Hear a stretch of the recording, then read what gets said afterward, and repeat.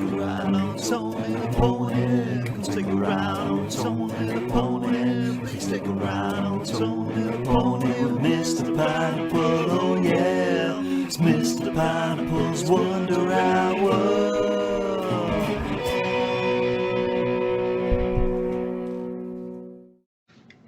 Welcome to the last episode, episode 6. Woo. It's been a long road. One world, one people, this one's called. Interesting stuff. It all kicks off, doesn't it? So it opens with the lockdown that we saw from the last episode. Yeah. Where all the businessmen are in that room, and then it goes all red, and it's like, brrr, evil. And then it just kicks off, doesn't it? Yeah. I was expecting a bit of a build-up, considering the last time I saw Bucky, he was just strolling down the road with his bag. Yeah. Now he's there, he's locked and cocked and ready to stuff. Yeah, my second note is about Carter. Just put, she's going to betray him. I was like, she evil. Yeah. But we'll get onto that. And then we get to see Falcon. Well, Captain America now. Yeah, Captain America. Big boy. I mean, when he smashes through that window, I was like, oh damn, he looks sexy. Yeah. His shoulders look a bit weird, but I'm a big fan of, like, old Captain Sam. Yeah, it's good, isn't it? Yeah. It's like a mix of like Iron Man and Captain America. Yeah. He's so cool. But yeah, it's all pretty much action packed finale, isn't it? Obviously Agent Carter's with Bucky and Sam. Yeah. Taking down, seeing what's going off in this building with the flag smashers and that. That gas bomb that she sets off. Yeah, as soon as she did that, I was like, that gas is going to kill him horribly, and this is going to be the hint that she's probably not the nicest of people now. No. And I was like, oh, he's just choking. Oh, no, he's melting. Okay, yep. You can see on his bald head the bubbly skin. I was like, ugh. Sick. Enjoyed it though. Yeah, I wanted to see more of the Falcon versus Bartrop, the little fight that they had. Yeah, that did Bartrop get killed? He does later on, yeah. But yeah, because they obviously were cutting between each person's little bit. But we didn't see much of that fight, which I was a bit disappointed at. Yeah. I guess we've already seen it like 3 times, but I was like, here we go again.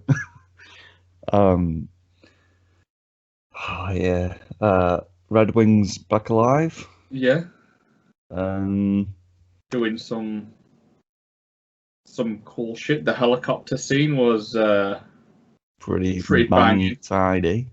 Yeah. I enjoyed a lot of that. Yeah. Sorry, go on. I was going to just say, no, you carry on, because I'm going to move on.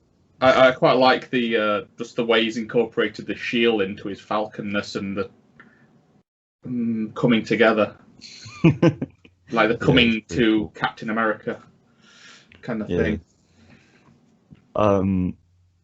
Bucky in this, he doesn't do much until he's with the flag smashers, does he? He's kind of just walking around, and then he's on a motorbike for a bit. And then he yeets himself. He yeets himself off the motorbike. And then Evil Cat comes back, doesn't he? Yeah. With his little shitty shield. I mean, it was better made than I was expecting. But still, should have. Gonna say there's some twists and turns in this episode. Some that we predicted, some that we didn't. But yeah, he comes back. And his main goal is to just kill the flag smashers. He doesn't really care about Bucky or Sam, which is pretty cool because we thought he might be after them as well. Yeah. And then she goes and says that thing his life didn't matter. Oh. Yeah.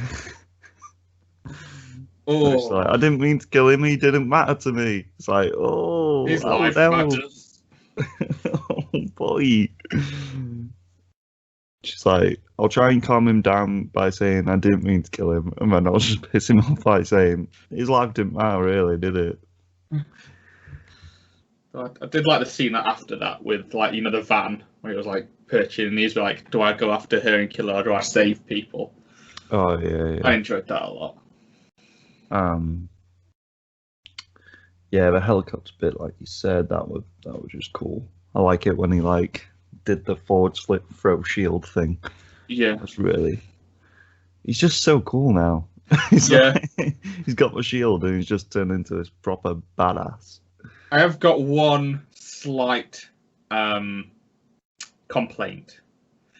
Is he? No. It's because after the helicopter stuff, he basically turns up because the Flag Smasher takes down old Cap, bad Cap. Yeah. And then the van's about to fall, and then he like uses his kind of goes a bit Iron Man, and he's like holding the shield and pushes the thing up. I'm like, so what I'm hearing here is all of the force of his jetpack is going through his arms to hold that truck up. So I'm like, he's not a super soldier. He'd break his arms doing that. I guess, yeah. He's got the little two red wings helping him as well, yes. Yeah, I mean, I still enjoyed it. It was good. Yeah. You just wanted to see his arms just snap. Yeah. Yeah. Before that, though, when Evil Cap is like, do I help them or do I go after her? This is a point where I thought, I was just going to go after her. He's going to just go and kill her. His badness. But now they've switched it around, haven't they? They made him good again, kind of. Kind of. Yeah. He tries to save the, we should say the people, the like high up people in that building. Yeah, like senators and stuff. Yeah. All the people voting on whether they want to split the world up and forcefully evacuate refugee kind of people. Yeah.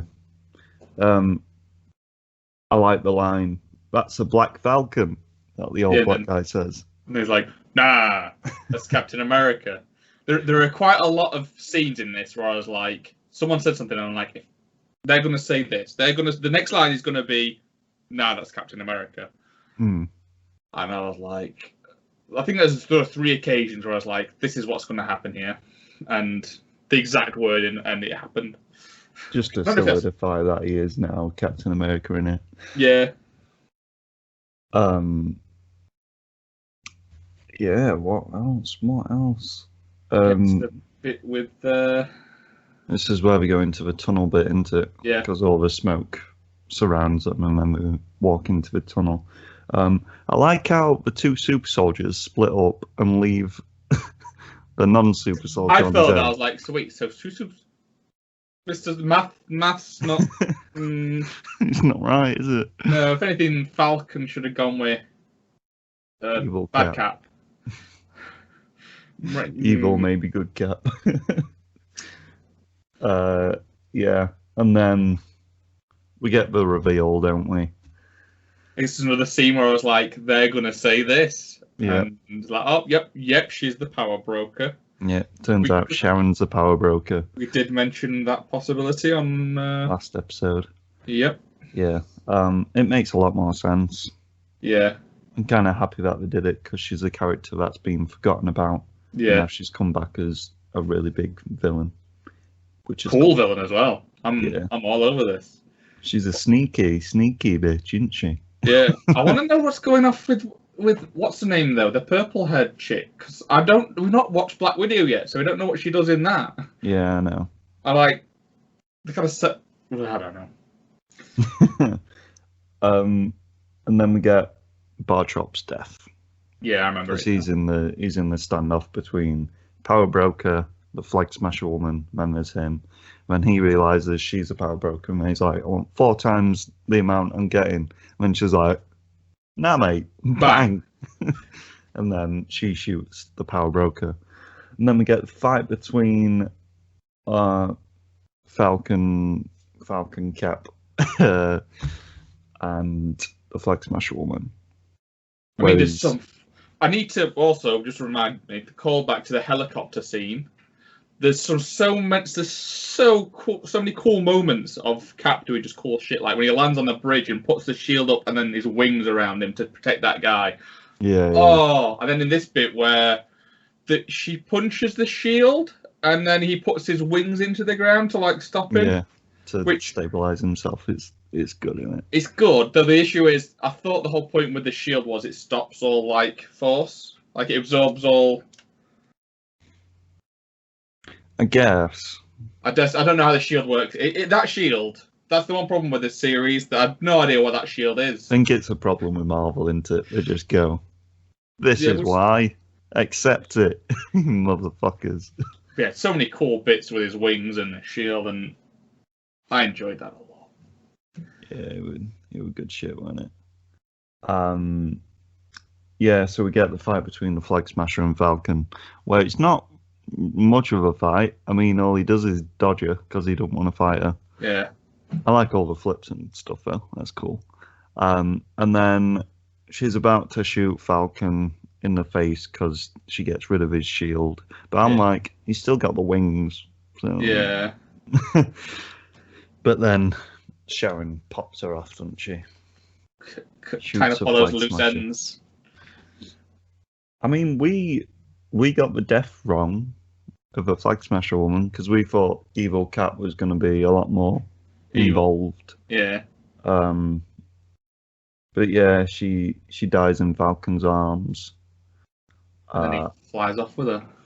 Yeah, and before that, Bucky and Cap, well, Evil Cap, fucking hell, they get all the other Flag Smashers rounded up, don't they? Yeah. They just literally walk in front of them and then there's loads of SWAT. I feel like there were more to that scene, but they probably cut it. Possibly. Yeah, and then we get Falcon's speech. I quite like the speech. I loved it. I mean, yeah, stick it to the man. I was saying this to Mr. Pineapple the other day. Like this speech, right? We've been quite critical of the first 2 episodes of this series, and how a lot of some of the like stuff feels very ham-fisted and forced into it. And I can forgive quite a lot of that now because the payoff in this scene is fucking amazing. I still think they could have been a bit more subtle with it, but oh yeah, definitely. I mean, some of it was to even like set up jokes with that. That's the Black Falcon line because he's obviously the kid's like grandfather. That said, yeah. But yeah, this speech is just so good. I was like, yeah, Falcon, this is what you need from Captain America. It's not just some fucking symbol and soldier behind a shield. It's a man with like morals and beliefs and like an iron fucking will to do good. And I'm like, fuck yes. It weren't even like addressing the. Obviously, a big part of it was addressing that he's the black man carrying the stars and stripes. Yeah. But he was on about like the refugees and why she did what she did and stuff. Yeah. Because obviously the senator people are like, oh, these terrorists need to be stopped and all this. And then he's like, why do you think they're doing all this stuff? You need to do a better job, you little prick. And it's like, yeah, it's good shit. But the episode doesn't end there. No. Bucky has a little cheeky line. He's like, sorry, I didn't hear what you said. All I heard was, I'm a black man carrying the stars and stripes. Oh. Banter. So good. Banter. The little cheeky banter people. Yeah, and then, what's her name? The power broker, Sharon. Well, before that, we get Zemo being a cheeky man, don't we? Is that before that? Yeah. Because that's the power broker stuff's like right at the end. Oh no, I mean with where she's shocked holding herself and Bucky's like, we can't take her to hospital kind of stuff. Oh right. Oh. Yeah, just limps off and Bucky's like, yeah, we'll see you later. And then that dude comes up and basically kind of solidifies that the government aren't going to try and not make him Cap, because they're like, yeah, there's another super soldier in the New York Thames, whatever they're called. Mm. And it's like, would you mind helping? He's like, I'm always ready to help. So it's like one of those, they're kind of like acknowledging that, yeah, we think you're Cap now. Yeah. Nice. It's cool. And then we get to see what happens to the rest of the Flag Smashers. It's good, isn't it? Oh, yeah. See, I thought this were just kind of like sequel bait for season 2 or something. Yeah. They get all the Flag Smashers in the van drives off, but then boom! So it's like, oh, okay, they're all dead. It pans up to a little limo car, and it's Zemo's fucking butler in it. Evil Jarvis. It's great. And then we get to see the raft as well, where Zemo's inside the raft. Oh, I can't wait. They've got to set up a Thunderbolts team. Like, this is, because then we get, in the next scene, we get the reveal of US Agent. I think reveal, you were saying that like the first episode, and like, this guy's probably going to be US Agent. It's because his comic book character is obviously never Captain America. He's just always been US Agent, and it's just cool to see him. Even though it's just his costume is just black and red instead of blue and red, but it's good. It's cool because in that scene we also get the woman, Valentina something. The one who we thought was going to be the power broker. Yeah. Like I said before, she's kind of a Nick Fury-esque character, so I think she'll be like a more shady kind of. Yeah. Story. I think because Thunderbolt Ross is in Black Widow. Oh, is it? Oh. So I think she might maybe be his wife or something, and she's going to take over the Thunderbolt team leader role, maybe. We'll get into that in speculation, I guess. Bucky makes amends with the Chinese man.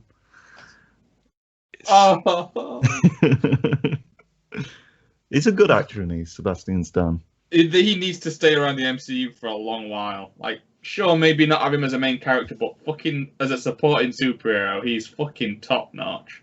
Yeah, definitely. I mean, I'd watch a film of just him, but.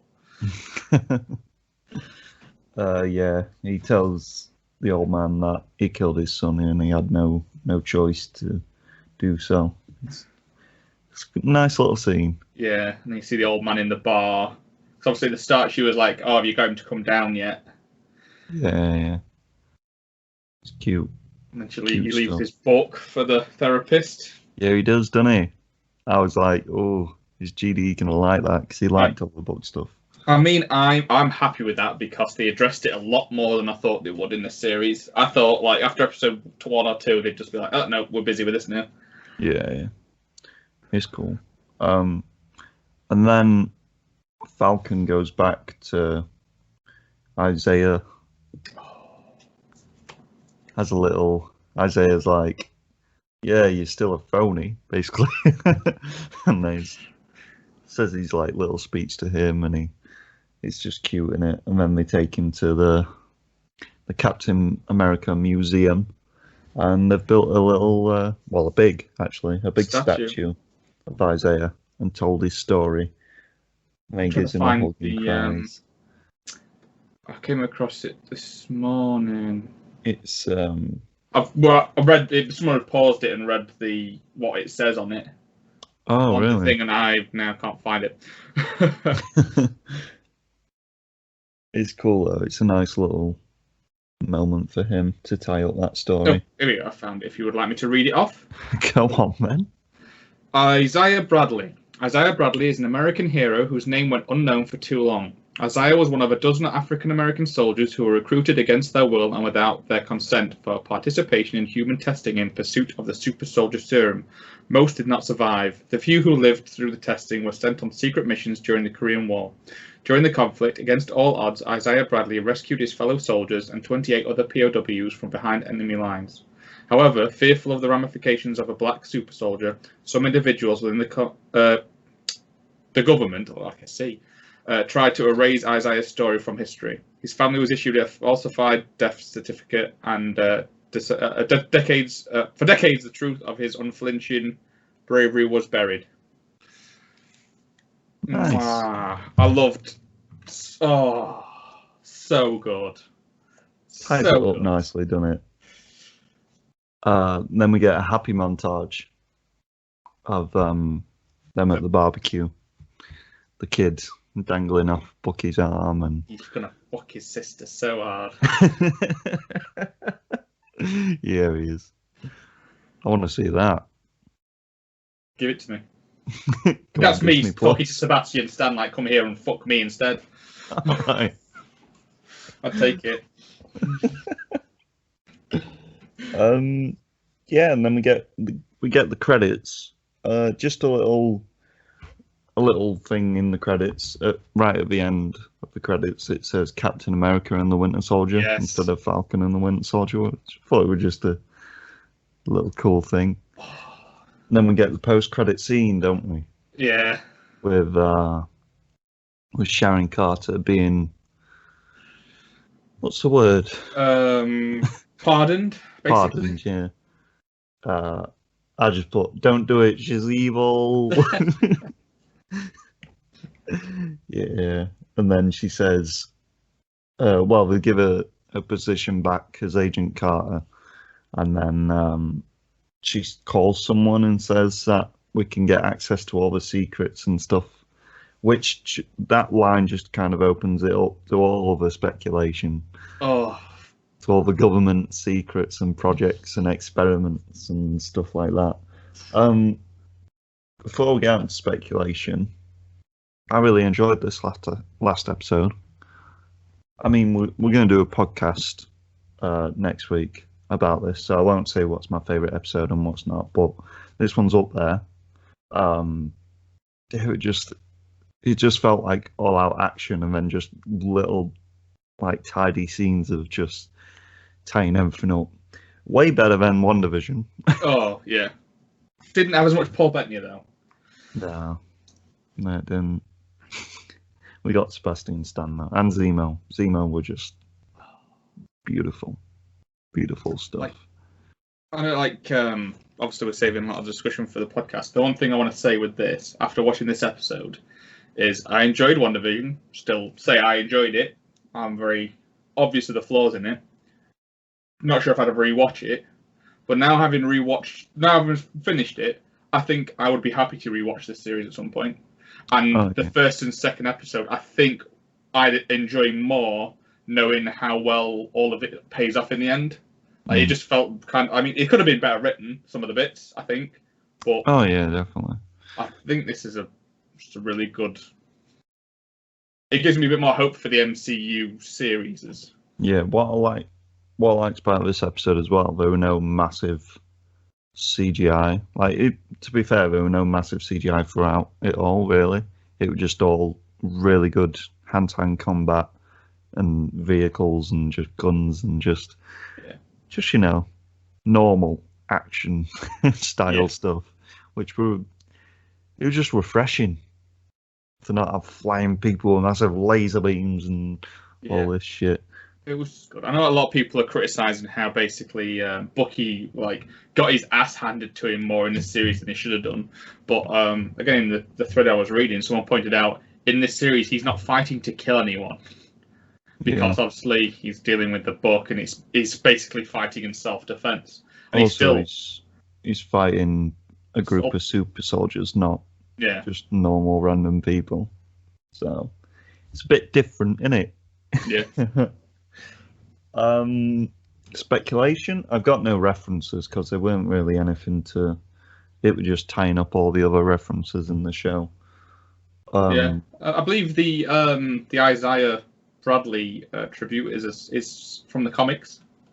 There's a scene where I think it's Steve goes and sees, and it's just a lot of pictures of Isaiah Bradley on a wall, as a memorial to him.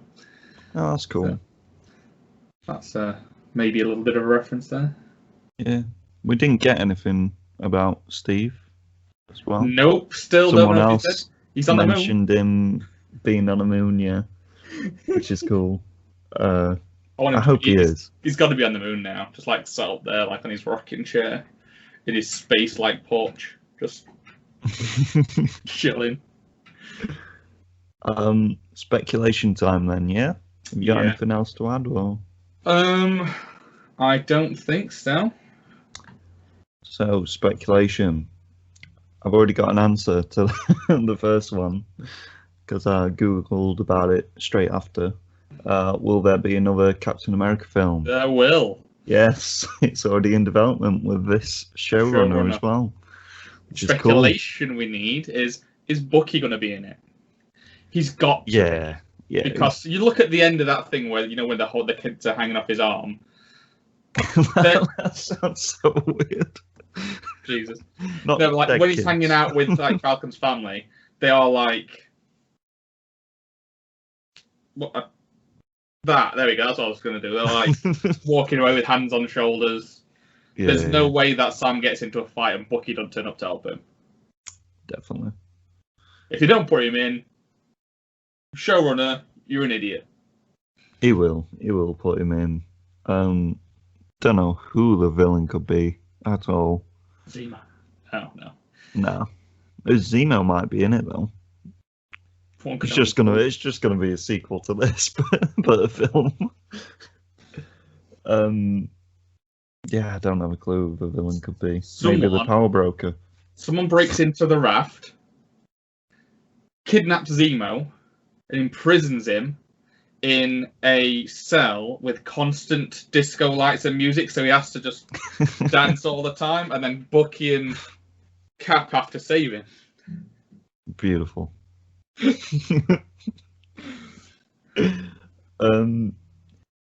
What secrets is the power broker gonna uncover, do you think? I mean, I'd like to think there's gonna be some with the. I don't know. I mean, I know I would like, and I'm sure Mr. Pineapple would like, just like, the leader is in the raft, and they've been keeping him like just imprisoned, and she's all like, we should break him out because he's got big brain. Big brain. Yeah. I mean, people in the raft, it's got to be like, you say, like the leader, Abomination. Ooh, I mean, is Abomination going to be one? Who else could be in the raft? Thingy from Iron Man 2, who don't die. Which one? Whip guy. Fucking no, not Whiplash. The other one. The other tech guy. He's played by fucking what's his name? Is it Armie Hammer? No, he's the cannibal. Justin Hammer, is it? Justin Hammer, that's the one. Yeah. For all we know, Armie Hammer could be in the raft. We don't talk about Armie Hammer. It could as well with experiments and stuff. It could lead into like Wolverine, maybe. I mean, yeah. We got rumors that there were going to be a Wolverine show coming to Disney Plus, exploring all the years before X-Men and stuff like that, which is pretty cool if they'd do that. Like his Weapon X days and before that, when he's like in like Days of Futures Past X-Men or the new MCU X-Men. New MCU. So does that mean they're going to be going with mutants who've been here all along but have been like really under the radar, or? Who fucking knows? With Wolverine, I guess you could do that. With everyone else, you kind of have to be like, I don't know, be weird, wouldn't it? To be like, oh yeah, there's just this like frozen guy and this fire guy just chilling out. Yeah. There's this bald guy in a wheelchair, just. Yeah, I think the introduction of X-Men will come through this multiverse shenanigans and stuff like that. But probably, I mean, I'd like to see just like Phoenix Force arrives and then bang mutants, or like more mutants. Like there have been a couple in the past, like Wolverine, and then it sets up like a whole kind of. It gives more meat to the next whatever saga we've got. Yeah, to be fair. currently sitting like with it's a bit directionless at the moment. The MCU, we don't kind of know what's going to happen. Yeah, or it would be cool if she uncovered that there's a Wolverine out there, and he's this thing that we call mutants, and then they uncovered that Quicksilver and Scarlet Witch were actually mutants and stuff like that. Ooh, I'd like and that. And then boom, Phoenix Force. We're all in there. Yes. Do on not so much government secrets now, but Power Broker. We know what's his name's going to be in? Isn't She-Hulk? Old Thunderbolt Ross? Yes. Is he going to be Red Hulk? Hopefully. Because if so, do you think maybe she's going to be the one who kind of like uncovers that he's a Hulk? Or no, so much like gives him the gamma serum or whatever. Like something happens and he like walks into like, I need something to deal with something. Or maybe. I think she's going to be a big mainstay in the MCU. Films as well, or just TV series? I think films as well, because she's obviously come from the films kind of thing. Yeah. I think she's going to be... It'd be cool if she was the one kind of... I don't know, mutants are just like a genetic thing, aren't they? There's the Phoenix Force thing, in it, but... Be cool if she was the one kind of... I don't know. I'd like it to... I'd like it to be basically what they should have done with Claw. And like, I think they should have had him in more films, and they shouldn't have killed him off because he was just so cool as like a supporting villain. Just they could do that kind of stuff with him. Like, she's not ever really the main villain in a film, but she's kind of like the Moriarty. What do they call him in the BBC Sherlock? Like the person that criminals go to get whatever they need. Yeah. She could just be like a one-shot villain for another TV series. It'd be annoying though. Like, I think it'd be cool if she would like a side character in a lot of films. Just like they go to her like, "What have you done this time?" She's like, "Weren't me this time, you dickheads." I only deal with gamma ray monsters. But I have a lot more faith in, like, at the start of this, if you just said, "Oh, do you think this person's going to be a one-shot villain?" I'd be like, "Yeah, probably." And they're going to waste it and just fuck it up. Yeah. But now I've got a lot more faith in, they actually could do some good stuff now. Cause... Yeah. I love that they've kept a US agent alive. Because I thought they were going to kill him off, kind of thing. Well, that's the thing.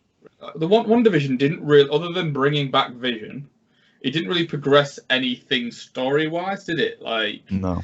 Agatha met, like, in the MCU, Quicksilver was a dick joke.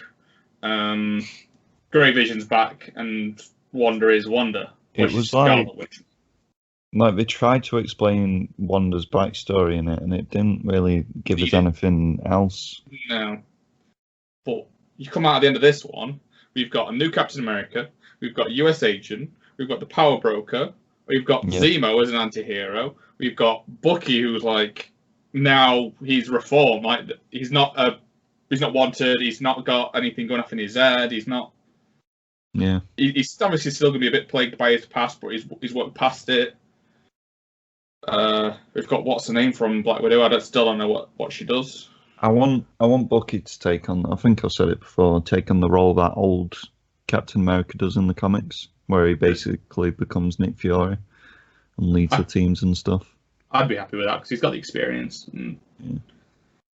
I got one last speculation with the Thunderbolts. I think it's definitely happening. There's going to be a kind of anti-hero team, because like at the end good of this, Suicide Squad.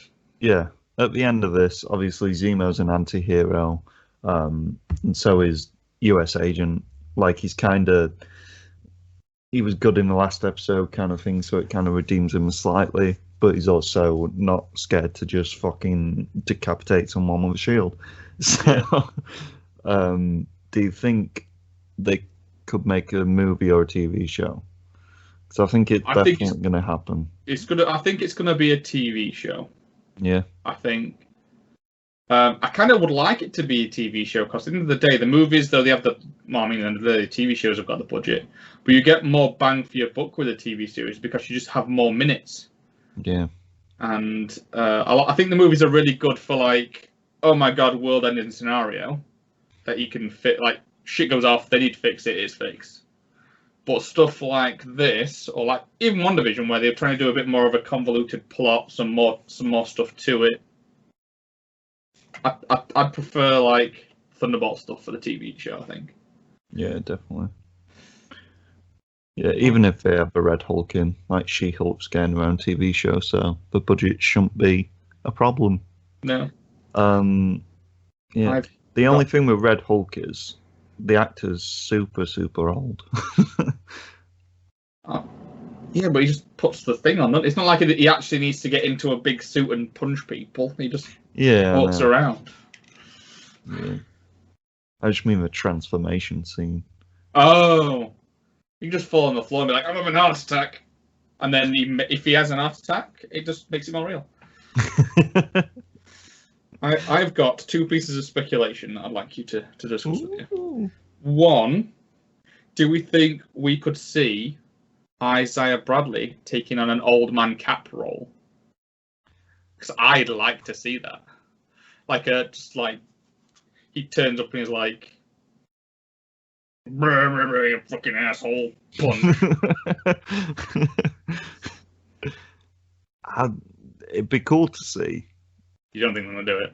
I don't think they're gonna do it now. I think they tied up his story really nice. Just trying to think of a character like where would this situation come about where he'd actually do it? Because even though he wouldn't like cap up, but like if something went off nearby and he like decided to just stroll up on his little walker or his little mobility scooter. I did like it when he were moving over plants and he literally like picked up a massive tree and plonked it down. It would be cool to see. I'd like to see that. Basically, I'd like to see them do more with him. But yeah. Maybe introduce Luke Cage that way. See, are they going to? He helps him out in the neighborhood, kind of thing. What is happening with Luke Cage, Jessica Jones, Iron Fist? So we know Daredevil. They're bringing through into the MCU. Wow, it's rumored. He's in it. He's got to be playing Matt Murdock because what if he was brilliant as Matt Murdock and Daredevil? But if they're bringing him to that, is going to canonize Luke Cage, Jessica Jones, Iron Fist. I mean, in all fairness, other than like I didn't get on with Jessica Jones that much. I just felt a bit. The show was just shit all around, except for David Tennant, in my opinion. But I didn't mind Iron Fist too much, and I'd happily see Luke Cage come into some stuff. Because the only problem with Luke Cage is he needs some good villains because they killed the best one off halfway through the first season. Yeah. But yeah. True. Second bit of speculation, and I want to not make a bet, but we're gonna have a guess on the scale of whatever. What does Mr. Pineapple rate things? Is it at 7? Yeah. What do we think Mr. Pineapple is gonna rate this? I'm gonna be optimistic and say 5. See, I was thinking maybe a 4. Yeah. Because I was talking to him the other day about it. I'm like, I don't think he's going to enjoy the first 2 episodes because I just don't think it's as well written as it could have been. But I think after that, there's not much I can really, other than like little bits of like, is the shield magic or stuff like that. And basically, I don't think what's the Flag Smasher lady was written very well. Like she flip-flopped between like we talked about last episode. Let's go and kill Captain America. Oh no, we killed a guy. Run! What have we done? Yeah. The writing in her wasn't that great, but everything else, Zemo, Bucky, Sam, Aisha, Isaiah, Sharon, I think is from episode 3 onwards is just basically gold. I think like it's I love it. It's great. I do really enjoy this. It's hard to tell with him in it. I'm gonna go with a 4. Yeah. Because Mr. Pineapple famously likes shit films, and this isn't that shit, so he probably won't like it that much. No, I think maybe a 4. I think it's gonna be 4 or 5. I'm gonna go 4.5. Okay. Sit on the fence. I'm gonna go 5. Optimistic, but he might love it. He might hate it. Who knows? The day he was I'm saying gonna go 5. He was getting a bit tired of the MCU stuff. It's refreshing, this though. It's not. Yeah. It's espionage. It's action. It's hand-to-hand combat that he loves. It gives me a lot of Winter Soldier vibes through a lot of it. Like, just grand. Right. Should we end it there? Yeah. Well, it's been fun. We're doing a podcast next week. We're gonna obviously go through all our favourite stuff in the show and all our least favourite stuff. And we're gonna be doing this again for Loki and whatever fucking. If you want to do the Star Wars ones, we can as well. Whatever you fancy, mate. But yeah, it's been fun. It has indeed. I've enjoyed watching the series progress. It's been a lovely joyride. Indeed. On Tony the Pony. Right. Stay fresh, guys. Stay fresh.